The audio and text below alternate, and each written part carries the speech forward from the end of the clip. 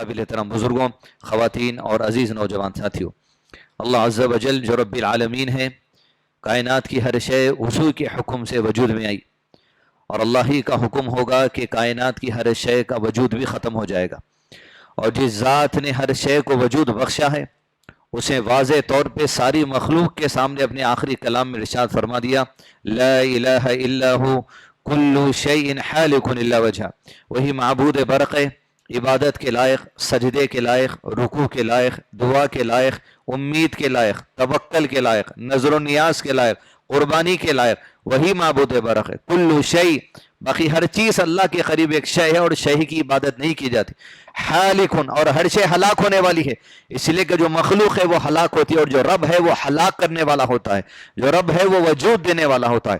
کل شیء حالکن الا وجہ، بس اللہ کی ذات باقی رہنے والی ہے، جو الحی ہے، جو ہمیشہ سے زندہ ہے، القیوم ہے، جو ساری کائنات کو ہمیشہ سے چلا رہا ہے، الستیر ہے، الجبار ہے، القیوم، الرزاق، وہ ذات اللہ عز و جل کی، اس کی صفات عزیز دوستو ہر مسلمان کے لیے لازم ہے کہ اپنے رب کے متعلق علم کو حاصل کرنا، اس لیے کہ قبر میں سب سے پہلا سوال، زندگی تمام کا جو امتحان ہونا ہے وہ علم کی بنا پر یہ من رب کا، تمہارا رب کون ہے۔ صرف یوں نہیں کہ اللہ عرش پر ہے تو آپ سمجھ جائیں کہ اللہ کا آپ کو پتہ ہے، بلکہ اللہ عز و جل کی ذات، اس کی صفات کا جو علم ہے وہ ہر مسلمان پر فرض العین ہے، علم سیکھتے رہنا۔ عزیز دوستو، وہ اللہ عز و جل کے حکم سے میں اور آپ دنیا میں آئے اور زندگی گزار رہے ہیں، اور زندگی میں جو کچھ بھی حالات آج ہم دیکھ رہے ہیں، گزشتہ سالوں سے آج آنے والے زمانے میں جو حالات دیکھیں گے، ایک بات کا جائزہ مجھ کو اور آپ کو لینا ضروری ہے کہ دنیا میں حالات جیسے ہوں لیکن اللہ عز و جل نے ہمیں سلامت رکھا ہے، اس نعمت کی قدر کرنے والے بنے۔ حالات جیسے بھی ہوں، کہیں قتل و غارت گیری چل رہی ہے، کہیں بھوک اور پیاس کا معاملہ چل رہا ہے، کہ مسلمانوں پہ ظلم و ستم چل رہا ہے، ہم اور آپ اگر تسکین اور اطمینان میں ہیں تو اللہ عز و جل کی بہت بڑی نعمت ہے کہ اللہ نے اپنی رحمت خاص سے ہم سب کو ڈھانپ لیا۔ عزیز دوستو، حالات جو گزشتہ دنوں سے آپ فروری کے مہینے سے دیکھ رہے ہیں، جو حجاب کے مسئلے کو لے کر اسلام کے خلاف اور مسلمانوں کے خلاف ٹارگٹ کیا جا رہا ہے اللہ کے دین کو، اللہ کے دین کے ماننے والوں کو، میں جمعہ کے خطبے میں آپ کو خمار کی اہمیت، برقعے کی اہمیت، حجاب کی اہمیت، نقاب کی اہمیت بتانے نہیں آیا ہوں، اس لیے کہ آپ کی گھر کی عورتیں اگر اس حجاب اور پردے کے اندر ہے تو آپ مجھ سے بہتر جانتے ہوں گے۔ لیکن عزیز دوستو، اس سارے معاملے میں ایک انتہائی سنگین معاملہ اور ایک انتہائی سنگین منافقت اور کفر کا رویہ جو آج امت کے کچھ لوگ جو سو پیش کر رہے ہیں، اس کو واضح کرنے آؤں۔ اور عزیز دوستو، اگر اس پر توجہ نہ دی جائے تو سمجھیے آپ کی آنے والی نسلوں کا بھی شاید وہی حال ہوگا جو حال آج یہ لوگ حجاب کے مسئلے کو لے کر سوال کر رہے ہیں۔ عزیز دوستو، سارے مسئلے میں سب سے سنگین چیز، سب سے خطرناک چیز لوگوں کو اسلام سے دور کرنا، حجاب دور کرنا تو بہت چھوٹی بات ہے، آپ کو حجاب، آپ کو نقاب، آپ کو برقعے سے دور کرنا مقصد نہیں ہے، سرے سے اسلام سے دور کرنے کی جو ایک ایسی بنیادی بات لوگوں میں چھوڑ دی گئی ہے، عام مسلمان آدمی بھی وہ چیز میں کھو گیا۔ سوال یہ کیا جا رہا ہے آج کہ اسلام کے بیسک فیتھ، بیسک ٹیننٹس میں، بیسک انٹیگرل ٹیچنگز میں، اسلام کی بنیادی تعلیمات میں اگر حجاب ہے، اگر نقاب ہے، اگر برقع ہے، اگر خمار ہے تو قرآن سے بتاؤ۔ عزیز دوستو، ایسا ہتھوڑا ہے اس امت کے اوپر کہ جس کے تلے میں آج کئی لوگ آ چکے ہیں اور اسلام سے خارج ہیں یہ لوگ، جو یہ سوال کر رہے ہیں مسلمان ہوتے ہوئے کہ بتاؤ قرآن سے حجاب اور نقاب کا جو سو دلیل۔ عزیز دوستو، سوال ان کا اتنا بے بنیاد ہے، کفر والا ہے، منافقت والا ہے، خارج اسلام کرنے والا ہے۔ سوال یہ نہیں کیا جاتا کہ قرآن سے حجاب بتاؤ، سوال یہ کیا جاتا ہے اسلام سے حجاب بتاؤ، اسلام سے قمار بتاؤ، اسلام سے نقاب بتاؤ، اسلام سے پردہ بتاؤ۔ عزیز دوستو، اگر قرآن ہی کو آج اگر میں اور آپ اسلام سمجھ رہے ہیں، یاد رکھیے اس وقت کفر کے اندر ہے وہ مرد وہ عورت جو صرف قرآن کو اسلام سمجھ رہا ہے۔ صرف قرآن اسلام نہیں، آپ کے سامنے اس پروپیگنڈے کو پیش کیا جا رہا ہے، آپ کے ذہنوں کو چیزوں میں لا جا رہا ہے۔ بالخصوص ایسے نوجوان لڑکے لڑکیاں اس وقت نشانے پر ہیں جن کی عمر 14 سال 15 سال 16 سال 17 سال ہے، جن کو آپ اسلام تو سکھائے نہیں، کیونکہ آپ کو بچی کی شادی کی پرواہ تھی، آپ کو بچے کی نوکری کی پرواہ تھی۔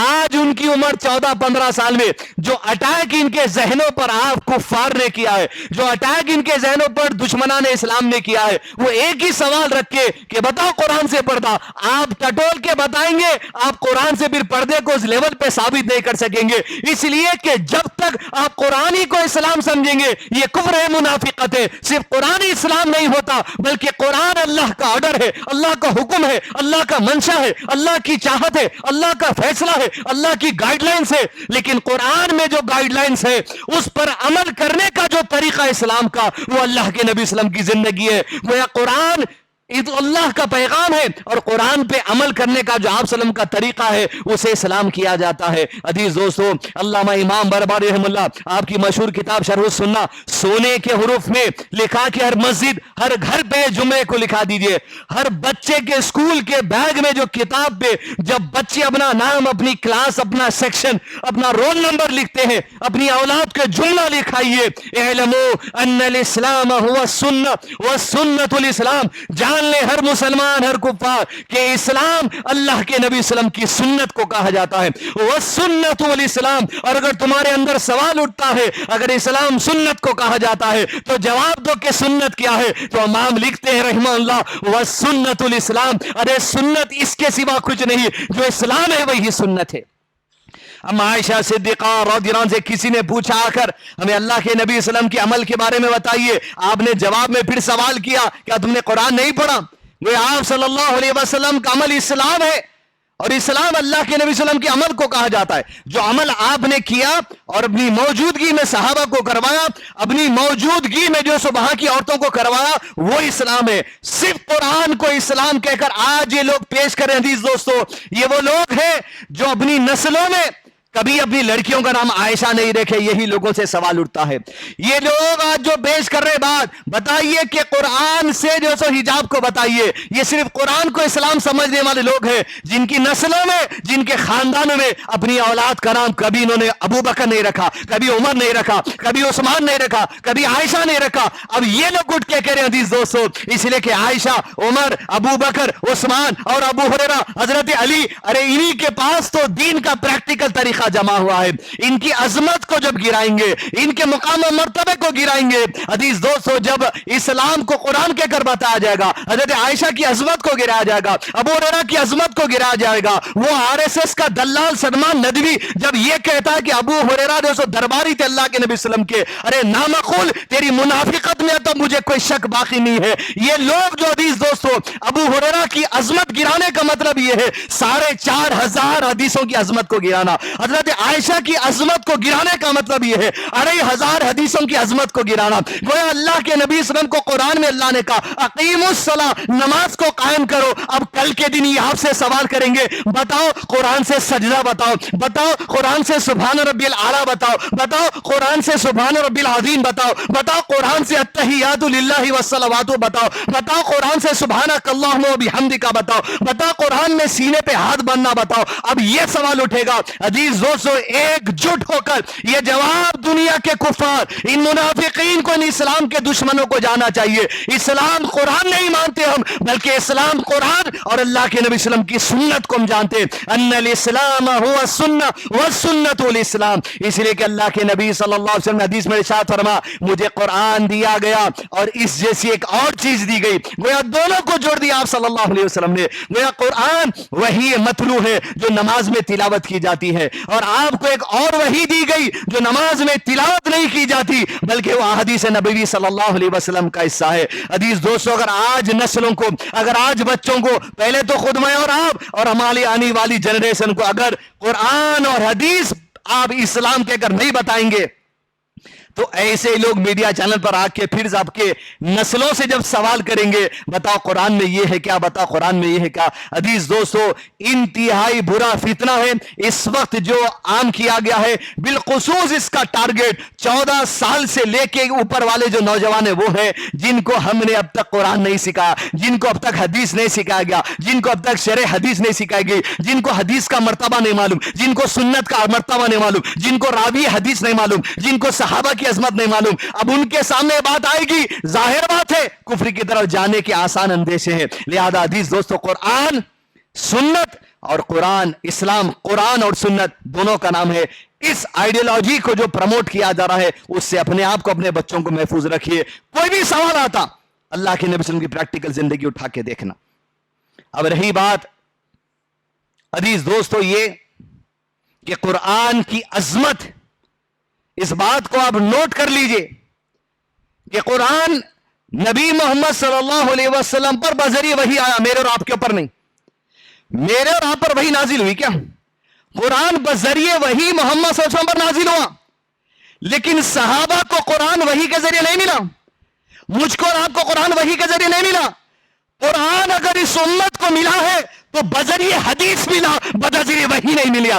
رسول پر وحی آئی, امت پر وحی نہیں آئی. جب رسول نے کہا اللہ صلی اللہ علیہ وسلم علی کو بلواؤ, علی آئے, قلم لیے, انک لی, کہا علی لکھو. جب اللہ کے رسول اپنی زبان سے تلاوت کر رہے تھے ذالک الکتاب لا ریب فیہ, وہ آپ کی زبان سے نکلی ہوئی بات کو حدیث کہا جاتا ہے. اس امت کو قرآن ملا تو حدیث سے ملا, لہذا حدیث اور قرآن کو کبھی جدا نہیں کیا جا سکتا. اس کو جدا کرنے والا کافر ہے, اس میں کوئی دو رائے نہیں ہے. میرا بھی بذریعہ وحی رسول پر, لیکن بذریعہ حدیث نبی کے قول سے اس امت کو عزیز دوستو قرآن مجید ملا ہے جو اللہ کا کلام ہے.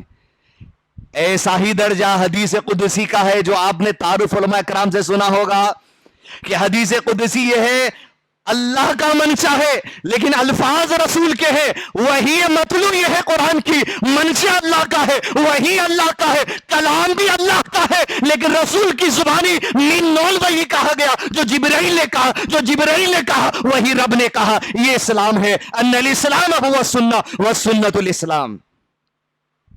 لہذا سنت سے اپنی دوری, حدیث سے دوری, اسلام سے دوری ہے, یاد رکھیے آپ. حدیث دوستو اسلامک سٹڈیز میں کئی سبجیکٹ ہیں, عقیدہ, فقہ, کئی سبجیکٹ ہیں, لیکن سب سے واس, سب سے وسیع سبجیکٹ اگر کوئی ہے تو تخصص الحدیث ہے. دا سائنسز آف حدیث سب سے واس سبجیکٹ اس قرآن کی, اسلام کی تعلیمات کے اندر ہے. زندگی لگا دیتے علماء کرام, لوگ محدثین ائمہ کرام زندگی لگا دیے اس بات سبجیکٹ کو سیکیور کرنے کے لیے, اس لیے کہ اصل اسلام کی یہ ہے جو قرآن کو سمجھنے کے لیے ضروری ہے. تو یہ بنیادی پہلی بات ہے. اس کے بعد دوسری بات کی طرف آگے بڑھے. عزیز دوستو, اب حجاب ہے کہ نہیں ہے, کہ ہے کیا آخر, موٹی موٹی باتیں, اور ہو سکتا ہے خطبے میں تکلیف بھی ہو رہی ہوں گی آپ کو, آپ کی تکلیف آپ کے دل میں, مگر میری رائے میں اپنی جگہ رکھوں گا. دوسری بات, یہ قمار, یہ حجاب, یہ پردہ, یہ کرنے کی دلیل سورہ نور کی آیت نمبر 31 میں اللہ تعالیٰ نے جا کہا وَيَحْفَظْنَا, سیکیور کرو اپنی شرمگاہ کو, اپنے سطر کو, اپنے کپڑوں کو صحیح رکھو. اس کے بعد دوسرے نمبر پر ذکر ہے اپنی زینت, اپنی آرائش, اپنی آرنامنٹیشن, اپنے میک اپ کو, اپنے بناؤ سنگار کو, اپنی ظاہری بدن کی چیزوں کو ظاہر مت کرو, سوائے دو تین چیزیں بتا دی گئی. عزیز دوستو قرآن مجید میں پردہ ایسے ہے کہ قرآن کی اس آیت جس نبی پر نازل ہوئی سب سے بہتر پردے کو سمجھنے والے آپ صلی اللہ علیہ وسلم, اور سمجھ کر صحابہ کو سکھانے والے آپ صلی اللہ علیہ وسلم, سب سے بہتر راز نبی صلی اللہ علیہ وسلم سے سمجھنے والے صحابہ کرام, آپ کی گھر والیاں اور صحابات کی عورتیں. حج کا موقع, عمرے کا موقع, اصول اسلامی تعلیمات دی ہے کہ عورت حج اور عمرے کے لیے جب میقات پار کر لیے اپنے چہرے کا ایسا کھلا رکھے گی, ہاتھ کو کھلا رکھے گی. کنڈیشن ہے طواف کا, کنڈیشن ہے عمرے اور حج کے اندر کے چہرہ نہیں ڈھانپنا, کنڈیشن ہے ہاتھ کا ایسا کھلا رکھنا.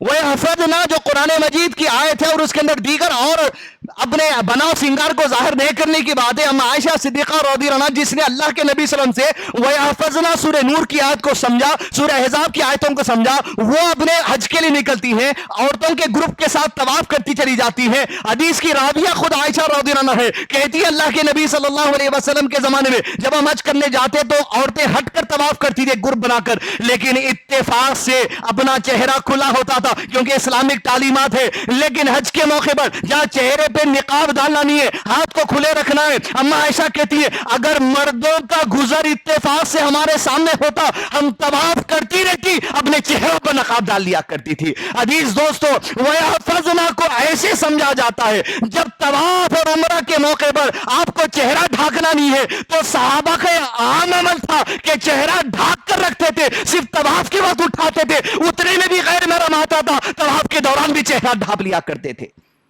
وَيَحْفَظْنَا, اب اس کے علاوہ دوسری بات میں کو آپ کو سمجھانا نہیں ہے, اب آپ سمجھ لیجئے. تیسری جو وجہ حدیث دوستو, دنیا آپ سے کہے گی فائدہ کیا ہے, فائدہ کیا ہے, فائدے کی ضرورت نہیں, ہم فائدہ نہیں دیکھتے. اگر ہم عمل کرتے ہیں اسلام کی کسی بات پر تو ایمان کی وجہ سے کرتے ہیں. ایمان لائے, بلیف, یقین, مان لیے. کیوں مانے؟ کیونکہ ایمان ہم اس وجہ سے لاتے ہیں کیونکہ اللہ کی گواہی کی وجہ سے ایمان لاتے ہیں, اللہ کے نبی صلی اللہ علیہ وسلم کی گواہی کی وجہ سے ایمان لاتے ہیں. اللہ جھوٹ کہتا ہے کہ نعوذ باللہ, اللہ کے نبی صلی اللہ علیہ وسلم جھوٹ کہتے ہیں کہ نعوذ باللہ, آپ دونوں سچے ہیں. ان کی بات پر ایمان لائے, ان کی گواہی کی وجہ سے ایمان لائے. جنت دیکھے, اللہ اور اس کے رسول کی گواہی پہ ایمان لائے. قبر کا مرحلہ دیکھے, اللہ اور اس کے رسول کی گواہی پر ایمان لائے.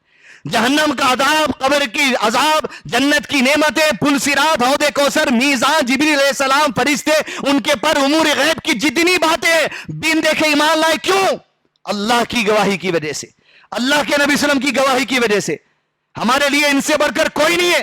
یہ اور بات ہے کہ دنیا کے اندر اگر مودی جی کہہ دیں گے 20,000 سال پہلے بھی انٹرنیٹ تھا تو دنیا مان لے گی, لیکن اللہ اور اس کے رسول کی گواہی کی وجہ سے ہم ایسی باتیں مانتے ہیں جن کا تم انکار کر کے کفر کے گڑھے میں چلے گئے.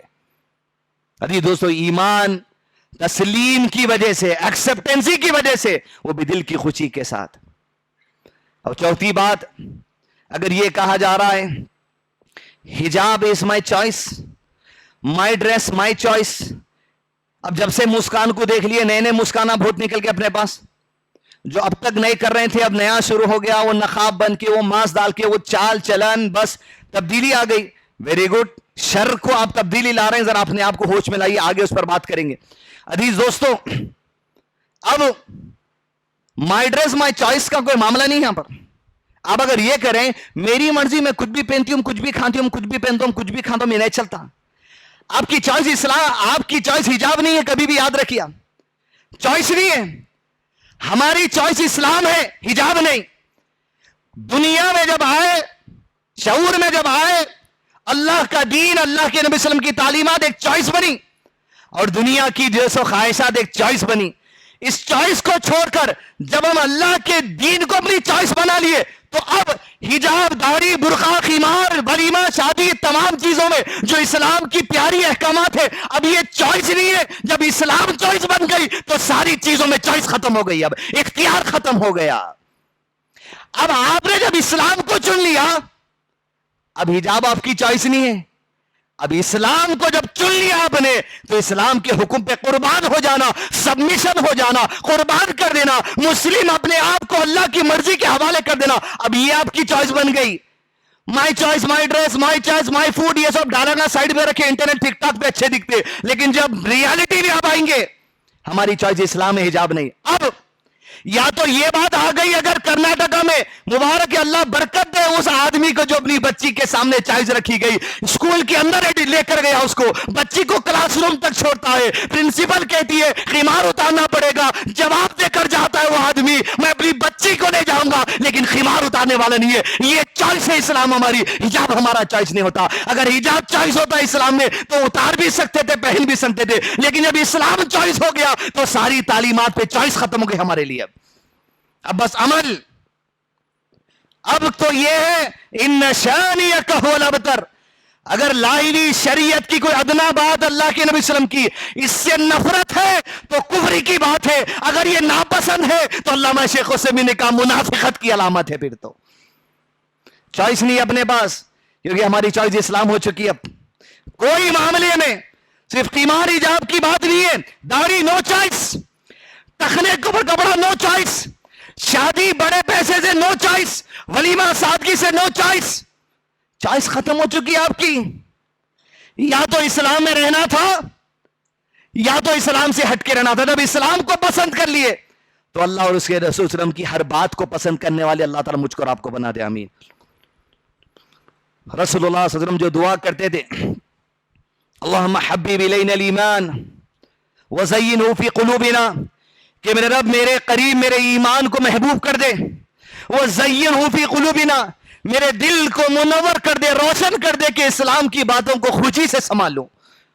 وزینہ فی قلوبنا، ایمان سے محبت، دل میں اسلام کی باتوں کی ایکسپٹنسی، خوشی محبت آنا. ورنہ اللہ نے کہا فلا وربک لا یؤمنون حتی یحکموک فیما شجر بینہ، کہ کہا اللہ اپنی قسم کھا کے، اللہ سے بڑھ کے کسی کی قسم نہیں ہے، خود اللہ اپنی قسم کھا رہے ہیں. فلا وربک لا یؤمنون، تم مومن نہیں ہو سکتے اس وقت تک جب تک کہ تمہاری زندگی کے فیصلوں میں اللہ اور اس کے رسول نے جو بات کہہ دی دل کی خوشی سے تسلیم نہیں کرو گے. اللہ اپنی قسم کھا کر کہتا ہے تم مومن نہیں ہو سکتے. چوائس ہی نہیں ہے، چوائس صرف اسلام ہے. جب اس کو تسلیم کر لیا اللہ اور اس کے رسول کی گواہی پر تو آگے ہی بڑھنا ہے، بس پیچھے مڑ کے دیکھنا نہیں. دوسری بات عزیز دوستو، یہ بات سے ممکن ہے شاید آپ کو تکلیف ہو، لیکن حقیقت مانی آپ، اس وقت امت کو مکمل طور پہ بے یار و مددگار، بے سہارا، ویژن لیس، گائیڈ لیس، رہنمائی کے بغیر چھوڑ دیا گیا. آپ دیکھیں گے پروٹیسٹ کا معاملہ ہو رہا، فلاں معاملہ ہو رہا، یہ کر رہے ہیں وہ کر رہے ہیں. پہلے تو یہ کہہ دوں گا یہ تمام نوجوان لڑکیوں کے کسی کے بہکاوے میں آ کر آپ روڈوں پر مت نکلیے. اس لیے اسلام جذبات کا نام نہیں ہے، اسلام صبر کا نام ہے. صبر کا مطلب گھر میں بیٹھنا نہیں، صبر کا مطلب ہے حالات جو بھی ہو دین پہ قائم رہنا، دین کی کسی بات کو نہیں چھوڑنا، اسے صبر کہا جاتا ہے. نہیں کرے کیسا آپ احتجاج کے لیے نکل گئے، وہاں پولیس کی لاٹھی چارج ہو رہی، فلاں کوئی آپ کو مار رہا، ظلم و ستم ہو رہا، بے حیائی کا معاملہ ہو رہا، چھچوری باتیں ہو رہی، آپ کو جو ریمانڈ کر دے رہے، آپ کے اوپر کیس بک ہو جا رہا. اور افسوس تو یہ ہے کہ خالی حجاب کے جذبے میں اتنا آ گئے محرم کی پرواہ مٹ گئی. اسکول کی گیٹ کے باہر لے جا کے بچیوں کو جو بٹھا دیا جا رہا، کہاں گئے ان کے باپ، کہاں گئے ان کے بھائی، چھوڑ کے چلے گئے. آپ کون سے جذبات کے دین پہ چل رہے ہیں آپ؟ اللہ کے نبی صلی اللہ علیہ وسلم میدان جنگ میں بھی اگر جاتے تو مدینے میں قلعے میں عورتوں کو مضبوط سیکیور کر کے وہاں کچھ مردوں کو کی سیکیورٹی میں رکھ کر باہر جا کرتے تھے. یہ کون سے جذبات کی بات ہے عزیز دوستو؟ جذبات کا نام نہیں ہے. عورتوں کو نہیں، اگر ضرورت پڑتی ہے علماء کہتے ہیں مرد باہر نکلیں گے اپنا جو سو جمہوریت اگر علماء کہتے ہیں منوانے کے لیے، عورتیں نہیں. ضرورت پڑنے پر رہنمائی سے نکلا جائے گا. لیکن عزیز دوستو تعجب، افسوس، اس امت کے اس حال پر افسوس کہ کوئی رہنمائی کرنے والا ہی نہیں ہے. پورے عزت اور احترام کے ساتھ میں یا تو بھیک مانگ رہا ہوں علماء کرام سے، یا آپ سے بنتی کر رہا ہوں، یا آپ سے عاجزی کر رہا ہوں. صرف ممبر اور مدرسے میں کتاب پڑھانے کی حد تک آپ کی رہنمائی نہیں ہے ہمارے ساتھ. آپ حجاب کی تعلیم دے دی، آپ خمار کی تعلیم دے دی، آپ نقاب کی تعلیم دے دی، آپ مساجد میں، جمعہ میں، مدارس میں آپ ہم کو جو سو حجاب کی اہمیت عورتوں کو بتا دیے.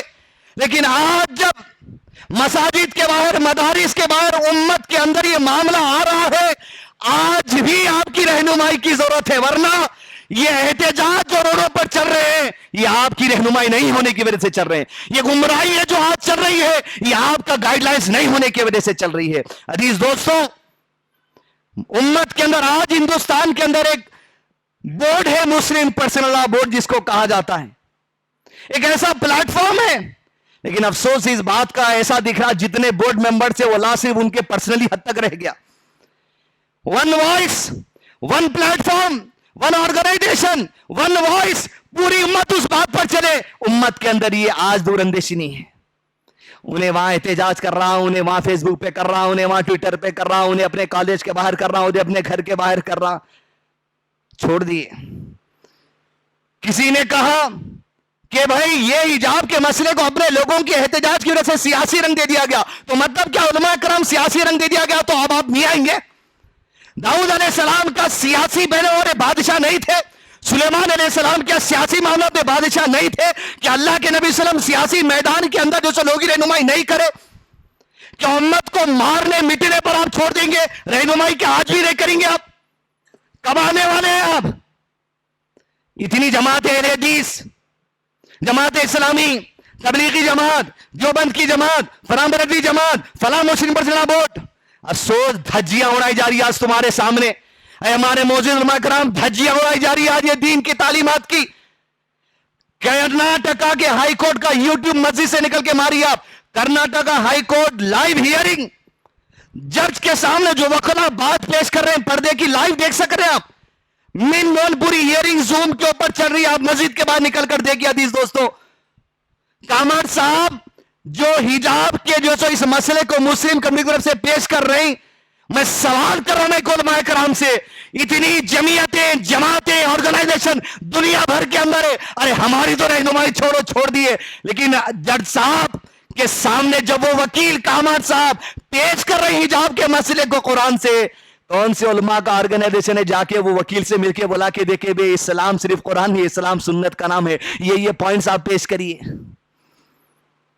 اگر کورٹ میں حجاب کے صحیح مسئلے کو پیش نہیں کیا جائے گا, غیر عالم میرے جیسا ذمہ دار نہیں ہوں گا, یہ علماء کرام ذمہ دار ہوں گے, اس لیے کہ ممبر اور مدارس کے علاوہ وہ کورٹ کے وکیل کی رہنمائی کرنا آپ کی ذمہ داری تھی.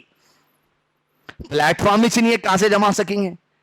اپنی شہری جمعیت کی جماعت. اب مارتے مارو, نلا مت دو, میں تو بول کے رہتا ہوں شہری جمعیت کی جماعت کہ ہماری اس مسجد تقی الدین میں کچھ گائیڈ لائنس آئے, حجاب کا مسئلہ چل رہا, اپنی عورتوں کو گائیڈ لائنس گھر میں رکھیے, پروٹیسٹ پہ مت بھی جائیے, قانونی کاروائی چل رہی, فلاں رہنمائی چل رہی, ہم وکیل سے بات کر رہے ہیں, جڑے چل رہے ہیں, فطرے میں مبتلا مت ہو. کچھ نہیں, ان کا ایک ویڈیو وہاں سے آ رہا, ان کا ایک ویڈیو وہاں سے آ رہا, اس کے بعد یہاں کے بچیاں ادھر نکل گئے, ادھر کے بچے ادھر نکل گئے, ان کی تباہی ہو گئی, ان کی تباہی ہوئی, ان کو اریسٹ کر کے لے گئے. بعد میں دیکھیں ہم بولے تھے, آپ بولے ہی نہیں بولنے کے جیسا.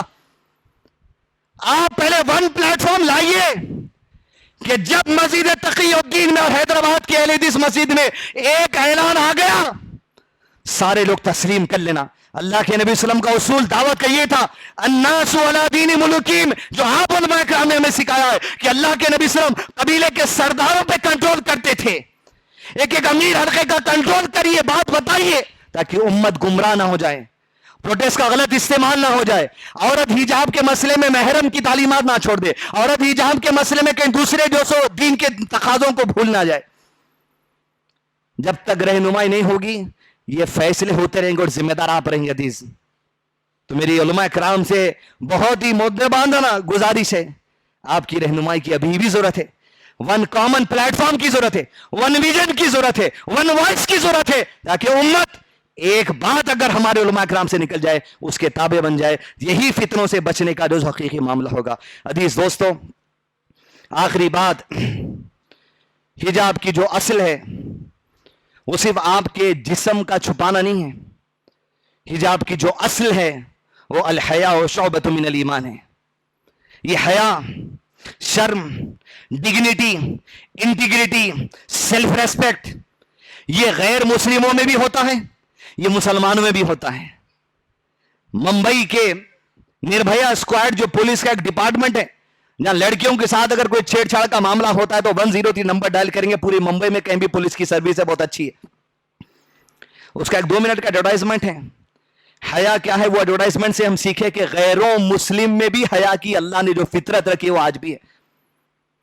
کس طریقے سے مرد عورتوں کو چھیڑتا ہے ریلوے اسٹیشن پہ, بس اسٹاپ پہ بتایا گیا, اور اس میں ایک حصہ بتایا گیا کہ 3-4 لڑکیاں ایک بیچ پر بیٹھی ہوئی ہیں ایک سمندر کے کنارے پر, اور ایک لڑکی ایسے کپڑے پہن کے جس کے سینے کا کچھ حصہ ظاہر ہو رہا, اور سامنے چند نوجوان لڑکے چھیڑتے ہیں, اور ایک نوجوان لڑکا اس لڑکی کے اس حصے پر دیکھتا ہے سینے کے جو ظاہر ہو رہا.